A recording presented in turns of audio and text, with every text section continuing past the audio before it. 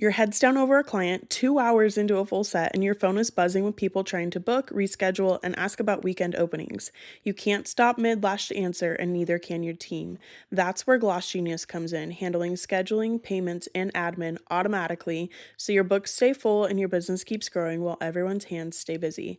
Want to see why 120,000 beauty and wellness businesses run on Gloss Genius? Head to glossgenius.com and use code LASHBIZ for 50% off your first 2 months of a premium plan.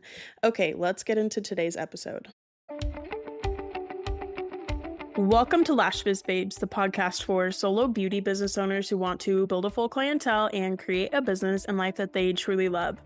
My name is Erica. I'm your host. I'm a lash artist turned beauty business coach, lash educator, and social media manager for salons and beauty businesses.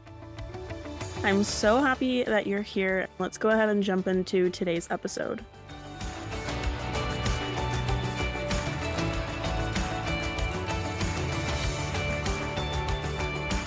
Welcome to this week's episode of Lash Biz Babes. My name is Erica. I'm your host, and this week we are going to be talking about the difference between allergies and irritations to lash extensions. So this is a little bit, I don't want to say it's off topic because obviously this is a lash podcast. However, we usually talk like business, marketing, mindset, clientele building, social media, all of those things. And while obviously I absolutely love talking about those topics, I just felt like I got to the point last year where I was like, I feel like I'm just repeating myself over and over again, which isn't necessarily a bad thing. I think repetition is always good in your content and all of that. You've probably heard me talk about that, which also, by the way, side note, my little 6-week-old is with me. So if you hear little like binky sounds and like little baby noises, I'm not editing those all out. So you're just going to have to roll with it. So thanks for being patient with me. Back to the topic though. I just felt like I was repeating myself, and I felt like I just feel like I'm doing the same topics over and over again.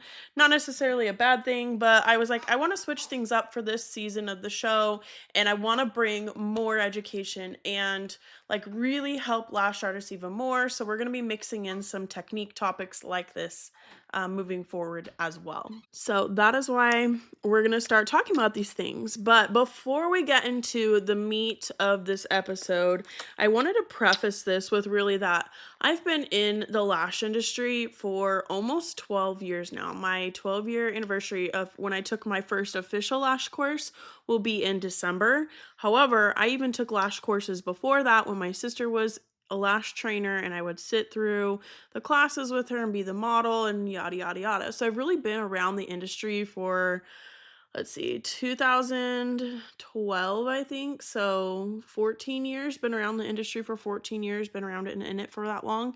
So I have seen so much in this time within the industry. I've seen the products change, the education change, the rules change, the way we do things change, because our industry is truly still a baby industry, okay? Especially when you look at the lash industry compared to like the hair industry or the nail industry, like those have been around for so freaking long. And the lash extension industry has been around since like early 2000s in the USA at least. And so like, or at least the lash extension industry as we know it currently has been around that long. So that's really truly like we are just getting started. And because of that, the products, the education, the techniques, the what we know about extensions and the effects they have on eyes and all those things and eye health and all of that, it's ever evolving, ever changing, and it's constantly getting better. It's evolving every single year. And so because of that, I feel like it's really important that we invest in our education regularly as lash artists. So we're taking 1-2 courses a year minimum so that we are staying up to date on our education. And if you're like, okay, I'm not in the position where I can take a course right now, I'm not judging you on that whatsoever because I've been in your shoes before, but like stay up on your education, watch the YouTube videos, the TikTok, do what you can to stay on top of your education and invest when you are able to in up-to-date courses. And that's not to mean like take beginner courses regularly. No, like take advanced courses. Like there's niche like retention courses, eye health courses, things like that out there that are really good. Advanced mapping, all of those things.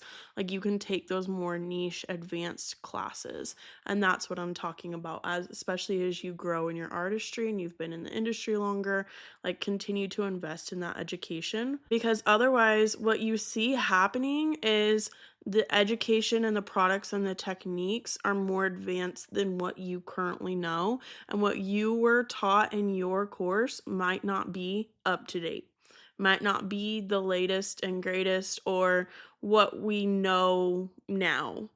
And so I saw this happening a lot in like real time when like 2014, I had become the lead stylist at a franchise lash studio and was trying to help girls troubleshoot when they would have issues. They'd get like white spots on the extensions, the lashes, whatever, and they're like, what are these white spots? And they're freaking out. And I'm trying, like, at the time, like, I'm trying to figure out what it is. I'm Googling it. I'm learning about blooming and all these things. But a lot of this was learned through like such trial and error.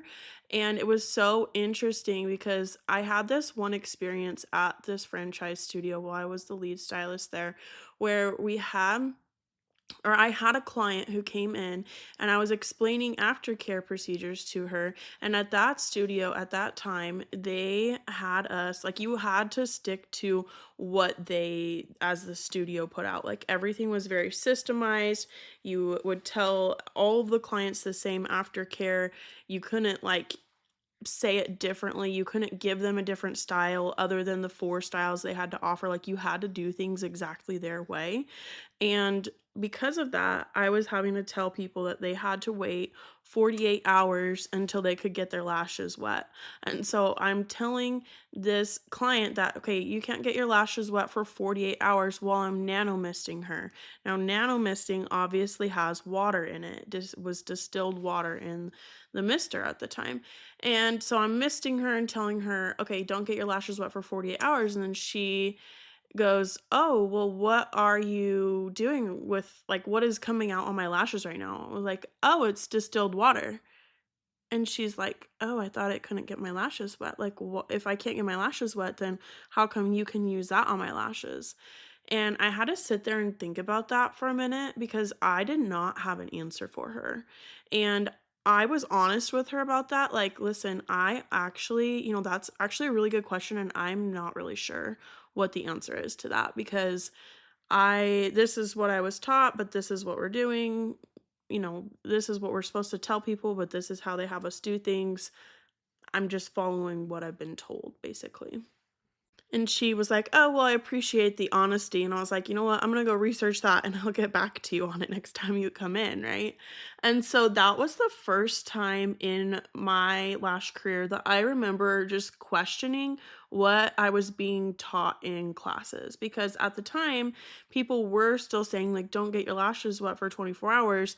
But nanomisters were all the rage and everyone was using them. And that was the first time I was like, wait, like, what I'm being taught in class isn't congruent with what I'm seeing hands on with my clients, because I was thinking, well, it's not causing them issues to nanomist. And I was realizing that, hey, I'm still taking a shower with my like my lashes freshly done, and I'm not having any retention issues. So I wasn't necessarily following aftercare myself either. And I was realizing that it wasn't causing issues. So for me, it was causing these big questions of, is what I'm being taught actually like true?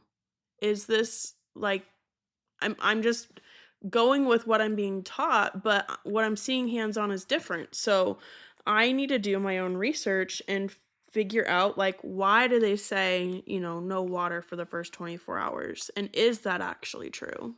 And since then, there's been multiple instances in my lash career where I'm like, okay, I'm questioning what I'm being told in these trainings. And over time, it's just made me realize that because we are still ever evolving, what we're learning in training sometimes might not be the case a few years later. Like, we might learn new information, we might evolve past that.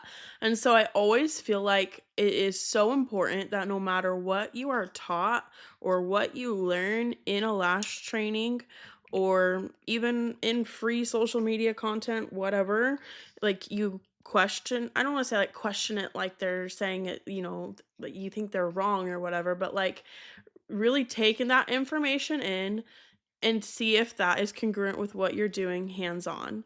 In every lash training that I've taught, I tell them, like, listen, I do my research, I have the hands on experience, and I'm going to teach you the most up to date knowledge that I have for this every topic, right? I'm going to teach you what I know. But at some point in the future, what you learn today could become outdated because of products and education and techniques evolving and getting better over time. So don't just take my word for things at face value. Like, go do your own research. Continue to question things, like learn more and grow more. Like, don't just take anybody's word for something in the lash industry. Like, do your research. Like, you're allowed to question things. And I don't know if it was like this for anybody else, or maybe it was just me. I took a lot of the things that I learned as like very black and white. And what I've learned over the years in as a lash artist and educator is like there are certain parts of lashing that are black and white, like isolation and the amount of adhesive that you use and different things like that. Whereas like the artistry and the creativity, like there's no set rule on that. Like when I first learned lash extensions, they were like, you cannot use like different sizes in the same set. Like they have to be like straight across same. So you could do like 8s, then 9s, then 10s, but like you couldn't like stagger, make texture. Like everything just had to be that straight across top line, right? Or what else? You couldn't do closed fans. That was way too heavy for the natural lash and it would cause damage. And now we do wet sets all the freaking time. And that's exactly like that. So I feel like that really held me back in my creativity and my artistry to like not experiment with that just because someone in the past said that was a no-no. Obviously, there are certain things that are for sure a no-no, but like my point with prefacing this episode with this is like really take into account what you're seeing hands-on in your practice and with your clients, because that is going to give you the most up-to-date information. Like, stay on top of your education, absolutely, but just know that like sometimes things do get outdated at certain points, okay? So I'm prefacing this episode with that to say that what I'm going to teach you today, I am in no way claiming to be an expert on ocular hygiene or eye health. I'm not an optometrist. I'm just a lash artist. I hate when people say that. But I am a lash artist with nearly 12 years of experience. And these are the things that I have learned in courses over the years and in my hands-on practice over the years with my clients. So take that for what it's worth. Research this. Ask your questions, like continue to learn more about this. Maybe at some point this could become outdated, but I'm going to teach you what I know as we stand currently about the difference between allergies and irritations to lash extensions, okay? And I do feel like this is important to know the difference on because it helps you troubleshoot issues with clients and know how to help them if they do have a problem with their extensions after they come back in from their service or, after they get their service done. So the first thing we're going to talk about is allergies. So an allergy will affect the eyelids only. So it's typically the upper eyelids, not the bottom eyelids, because obviously we're applying to the upper ones. The bottom, if there's irritation and stuff on the bottom, that typically is like an irritation or an allergy to the tape you're using or the eye pads, the gel pads that you're using. Maybe it's like seeping into the eye or it's on the waterline too close. That can be an issue if it's like the bottom part of their eye that's swollen, and it would just be, for an allergy, it's going to be the top eyelid, okay? It's not the eyeball itself, it's the eyelid, okay? So eyelids only will last for 7 to 10 days, and the symptoms typically include puffy eyelids, red eyelids, itchy eyelids. It's typically going to present itself within the first 24 hours of lash extensions being applied. It'll last for that 7 to 10 days, and typically you will see it with both eyes. I'm not saying you couldn't see it with just one eye, but like if it's a true allergy to the adhesive, you're typically going to see it on both sides, okay? And with this, you can develop an allergy to lash adhesive at any time. So even if a client hasn't had a reaction in the past, they can still develop one over time and have a reaction now or in the future, okay? So you can do patch tests, but they're not always as helpful as you might think they are because the client can develop an allergy at any time. So it's not always a good indication of whether or not a client is truly going to react to adhesive or not.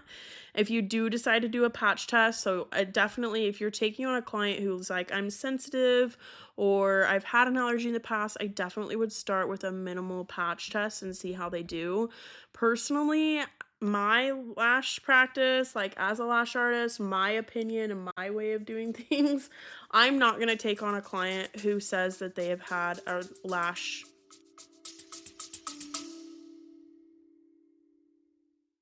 Something no one tells you is the better your business does, the more time it takes to run it. More appointments and more locations end up meaning more hours spent on scheduling, follow ups, and marketing instead of time with your clients and staff, let alone your friends and family.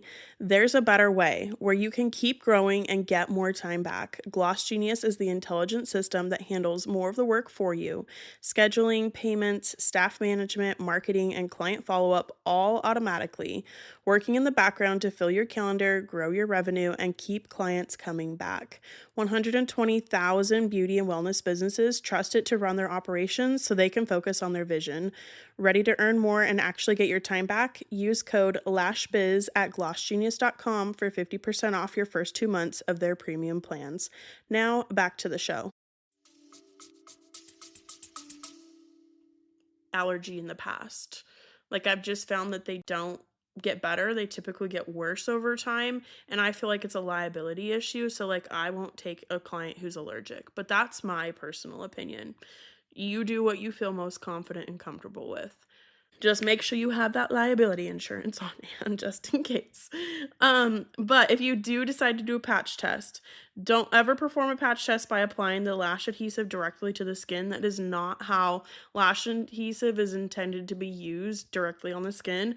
So I typically do patch tests with 10 to 20 lashes across the full lash line on both eyes and see how they do over 24 hours. If they do okay, you could try the full set. But even if they did okay with that little patch test, they could still react with a full set by it's using way more adhesive and obviously way more lashes. So you just never know, they could have a full reaction with the full set. See how they do, but even if they do okay now, doesn't mean they might not react in the future as well.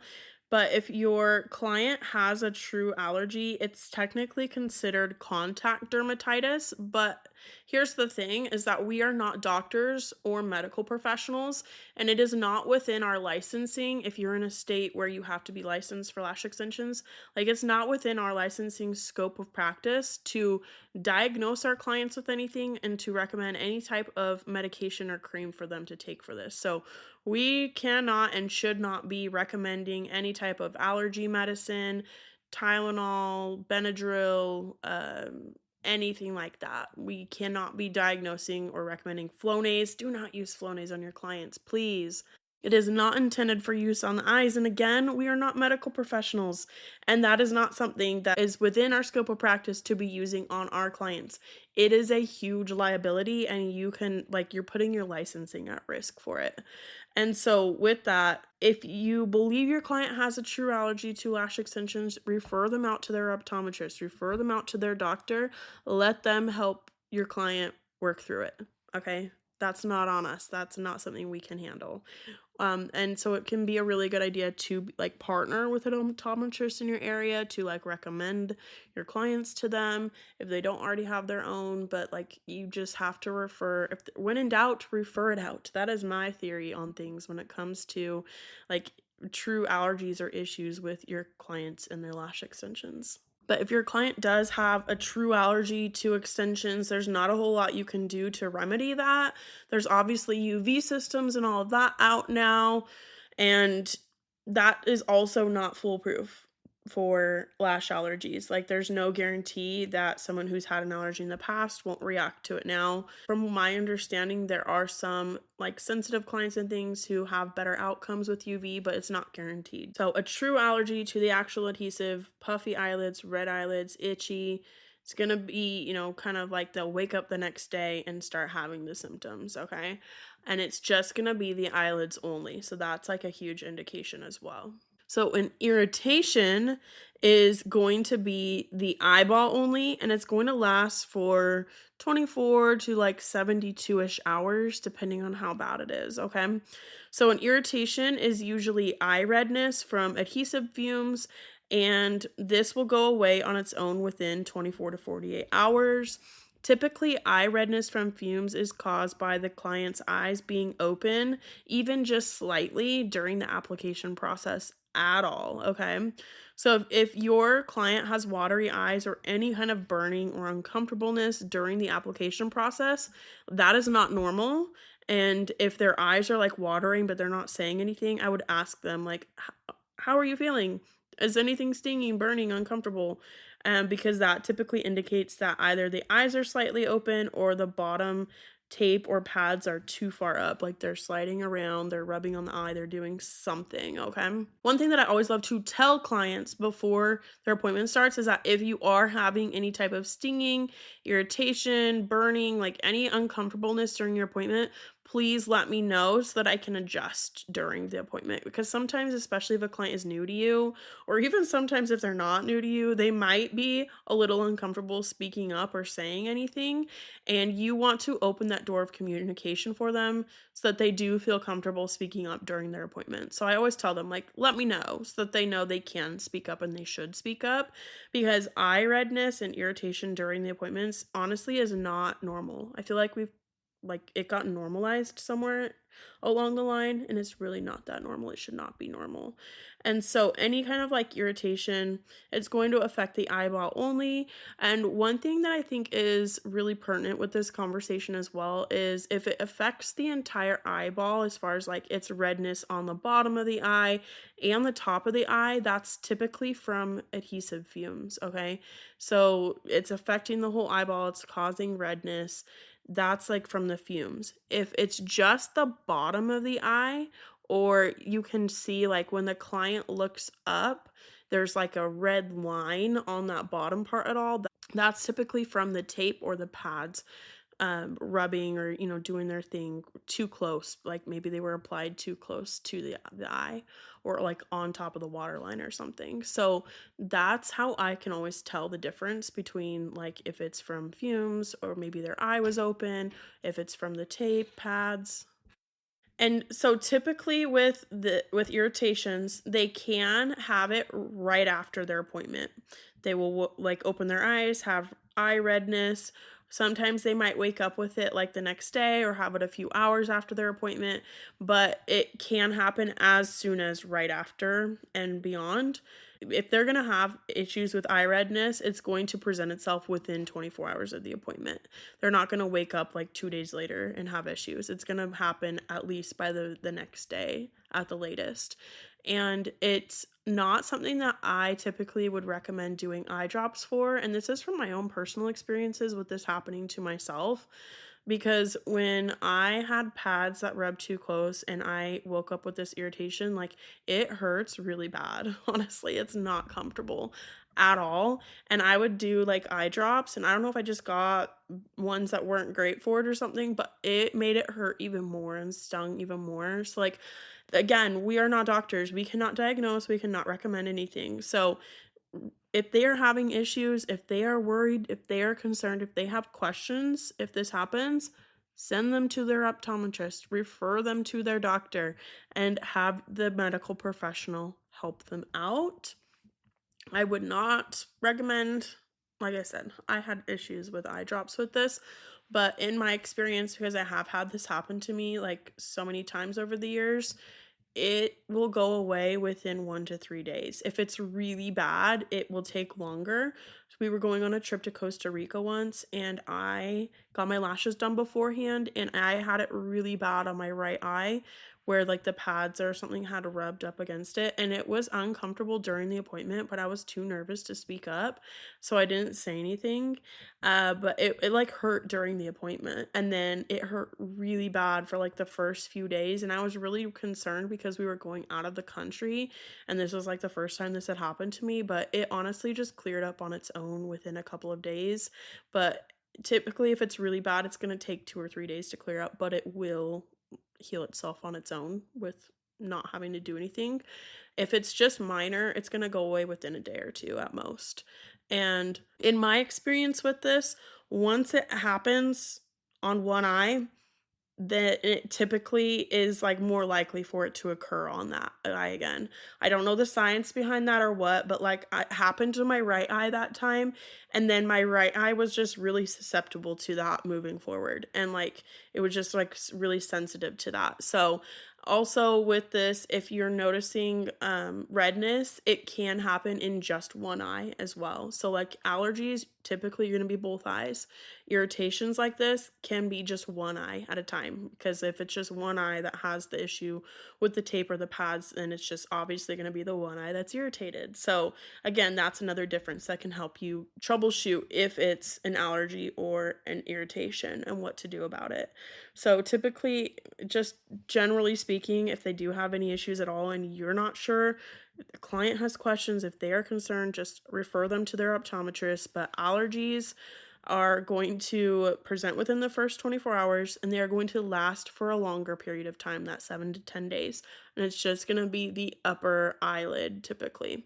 If it's a really bad one, sometimes it can affect the lower as well. But if you have irritation on just the lower part, that could be an allergy or an irritation to an ingredient in like the pads, or the gel pads are leaking. Maybe they have an irritation to tape, something like that. And then if it's irritation, if it's it's going to be redness on the actual eyeball itself. If it's a whole eyeball, their eye was open at some point during the appointment and it got those fumes in there and caused irritation, and it will go away within a couple days or so. If it's just the bottom part, it's pads or tape, we're too close, and it's going to go away on its own within 1 to 3 days, depending on the severity of it. If they are having like pinching, poking, a painful feeling, so another type of issue after the appointment, if they're experiencing any of that in the days after their appointment, this either means that there are lashes that are stuck together, maybe a lash is touching the skin, the adhesive might be touching the skin, there could be a hanging base on the extension where like the middle or top part of the extension is attached to the natural lash, but the base is not. So it's causing like irritation with that. And that can be a hanging base, can also be a reason why like they're having irritation in like their eyeball too, if it's like poking at all. And then an extension could also be snagging on the bottom lashes. So if an irritation like this persists, you can have them come in so you can look at the lashes. When they come in, tape up the bottom lashes and go through each lash, each extension one by one to see if you can find the issue. You're going to want to check to make sure that no lashes are sticking together, that no lashes are adhesive or touching the skin, there's no bases hanging off, there's not too much adhesive, and that their extensions are not too far grown out that they might be snagging or pulling or anything like that. So that can be another type of irritation that you might have to troubleshoot. If you're like, okay, they're having irritation, but it's not puffy, itchy eyes, it's not a lot of redness in the eye, but it's still really bugging them, this could also be the issue. And that's more of like an application error, which happens. That's just time to time. Every lash artist out there, no matter how good they are, they have had these issues with clients before, whether they're willing to admit that or not. It's just like with retention issues, every lash artist goes through retention issues at some point in their career, and probably multiple times in their career, whether they're willing to admit that or not. It's just one of those things that happens. We've all gone through it at one point or another. Don't feel bad about yourself for it, but like we do need to be able to recognize this and troubleshoot it so that our clients have comfortable lashes that last, because that's what's going to help them want to come back to us time and time again and get lash extensions for longer periods of time. So if you have questions on this, feel free to DM me. Like I said, this is the most current knowledge that I have on these topics.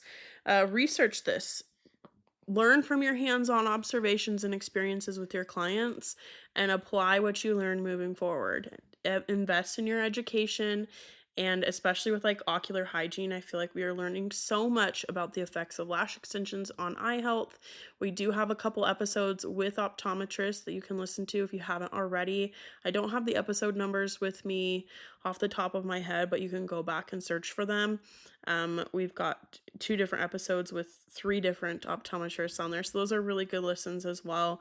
But issues with, irritations, allergies, clients having problems with their extensions after they get them on, it happens, it's normal, but we have to be able to troubleshoot it, identify the problem, find a remedy or solution, and like I said, when in doubt, refer it out, partner with an optometrist in your area, refer them to their doctor, do what you need to do if it's like something that you are not sure that we don't want to diagnose or recommend any type of medication or anything, or be using Flonase on our clients. Don't do that.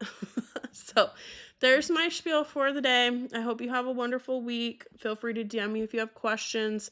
My Instagram link will be in the show notes. I appreciate you. Thank you for listening, and I will talk to you again next week.